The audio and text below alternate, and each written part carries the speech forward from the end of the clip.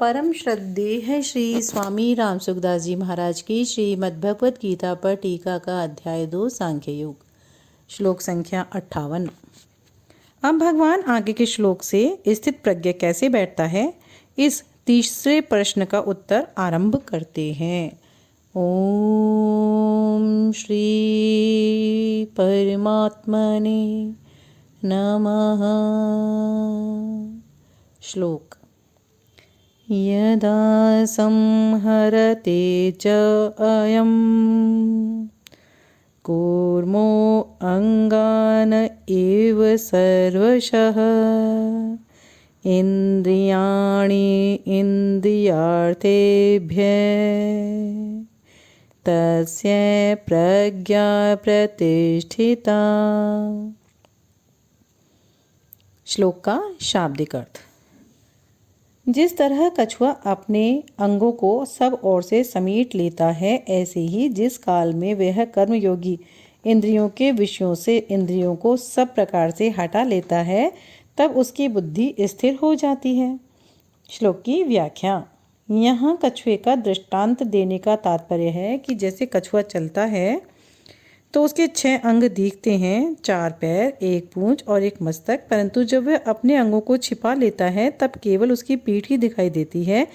ऐसे ही स्थित प्रज्ञ 5 इंद्रियों और 1 मन, इन 6 को अपने विषय से हटा लेता है। अगर उसका इंद्रियों आदि के साथ किंचित मात्र भी मानसिक संबंध बना रहता है तो वह स्थित प्रज्ञ नहीं हो सकता। यहाँ समहरते क्रिया देने का तात्पर्य यह हुआ कि वह स्थित प्रज्ञ विषयों से इंद्रियों का उपसंहार कर लेता है, अर्थात वह मन से भी विषयों का चिंतन नहीं करता है। इस श्लोक में यदा पद तो दिया है पर तदा पद नहीं दिया है। यद्यपि यत दो नित्य संबंध के अनुसार जहाँ यदा आता है वहाँ तदा का अध्याय आहार लिया जाता है, अर्थात यदा पद के अंतर्गत ही तदा पद आ जाता है। तथापि यहाँ तदा पद का प्रयोग न करने का एक गहरा तात्पर्य है कि इंद्रियों के अपने अपने विषयों से सर्वथा हट जाने से स्वतः सिद्ध तत्व का अनुभव होता है।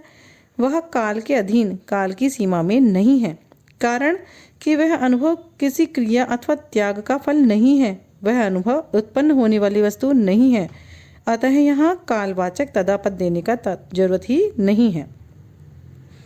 इसकी जरूरत तो वहाँ होती है जहाँ कोई वस्तु किसी वस्तु के अधीन होती है।